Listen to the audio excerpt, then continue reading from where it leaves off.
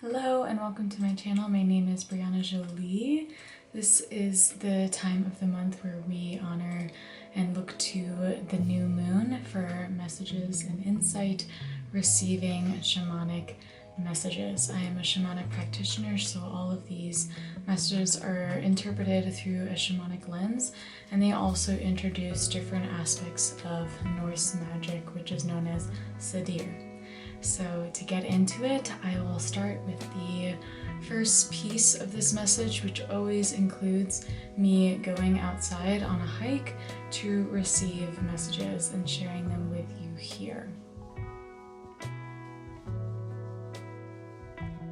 So from my Utisata, the birds were chirping, but they weren't super loud. I was called to pay more attention to my body, my steps, presence, and with that focus came these messages. Your foot makes a mark on the path. Your words make a mark on others. Your actions make a mark on your intentions.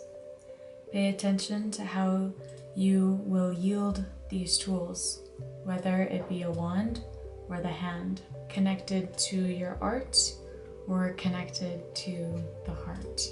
Let it be known that when it is time to make your mark on the land, know that it is listening and it will hold these memories forever.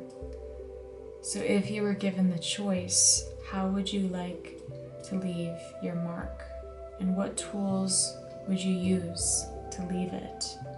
I felt that this message paired really well for a time in which we are called to create, to bring something to life, which also deeply connects to springtime, and we're nurturing the seeds that we grow. But before it's time to fully harvest, it's important to be aware of the mark that we're leaving, how we are tending to the garden. A message even before my Utisata, my walk in nature with the land and the spirits of the land, a message I was receiving was brewing magic in the body. So if there was this magic brewing inside of you, you can almost imagine it as if you were to pour it out. What would that look like? What marks are you leaving? So the elements that we're symbolically looking at and working with is the most prominent one, which is Earth, because we're moving into Taurus, but we also have the eclipse between Aries and Libra. And actually this new moon is still considered an Aries new moon, twice back to back, but also has some of that Libra flair. So again, it's like when I visualize this, I visualize tea, and the tea being the earth, but the smoke and the mist and the magic coming out of the tea is the air. This is kind of what we're embodying. We're grounded, we're in our bodies, the magic is brewing, then we're also paying attention to how spirit is bringing it out of us as much as we are a part of making the mark. If you were to pour some of that tea on a piece of paper or coffee, what kind of marks would it make on the paper? So we are moving through these messages pretty quickly. The fire is burning hot.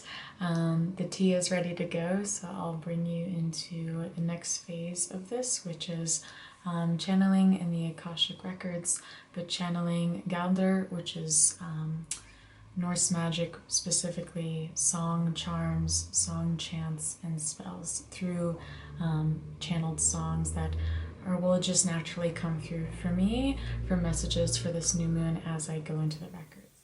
We hope you dance through this life. We hope you move with your life, leaving nothing behind, leaving nothing behind. All the way, all your magic, all of you for mankind. We hope you move freely, sweetly, softly to your destiny.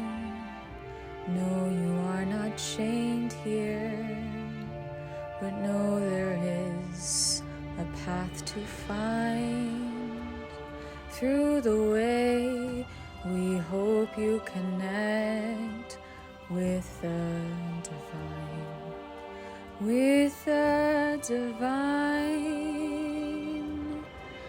In you, in me, in us, together, may we dance.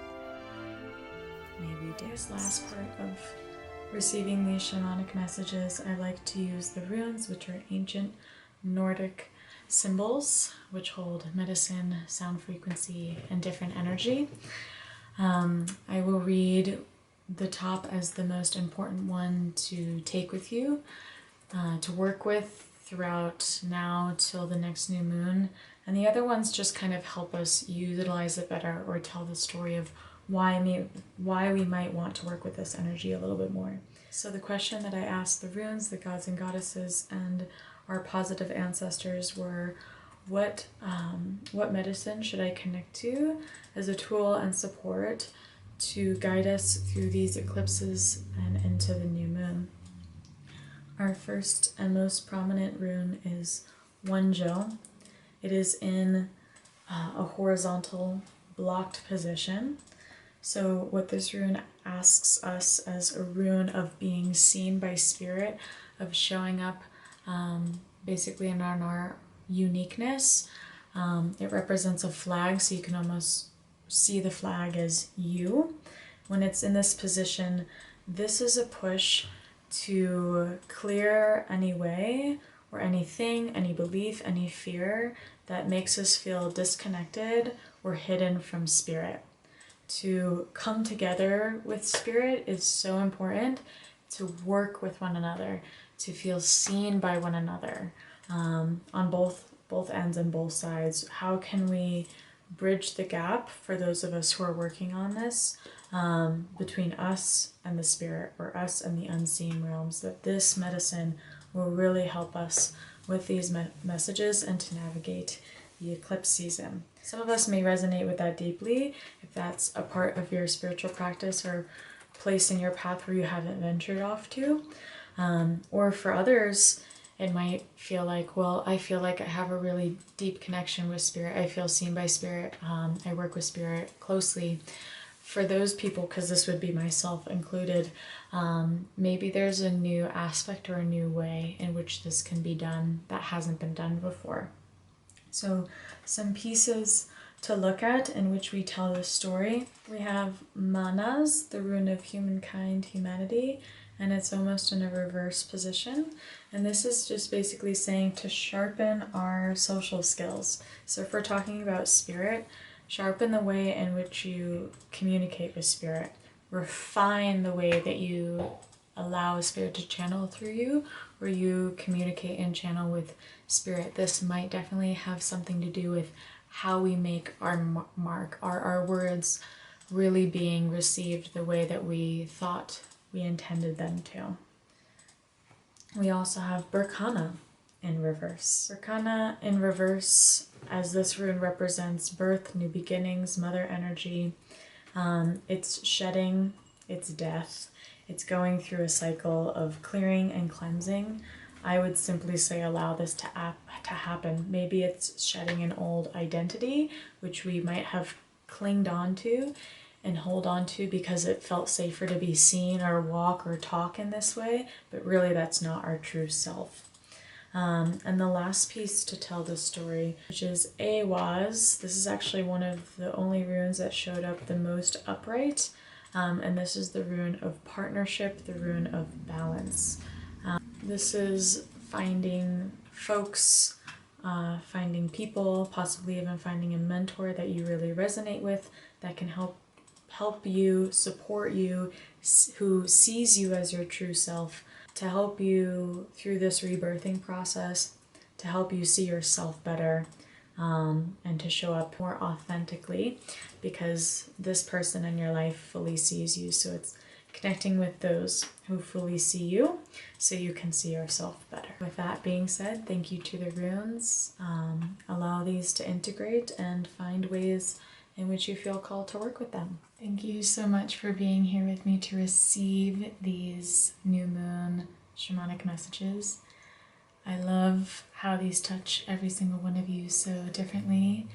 This one was short and sweet, but I think there was a purpose to that, so we'll trust it and allow our focus to really go inward, but to make an outward effect on our life, the world, each other in a positive way. If you enjoyed this message and want to be notified for the next one, subscribe. There's a little notification that you can select. Let me know below in the comments what messages resonated with you, what stood out to you. I love to reflect with you. And I always have ongoing courses, including one-to-one mentorship, courses on how to connect shamanically with your animal guides, and much, much more on my website. Feel free to check it out if you feel called below. Until the next time.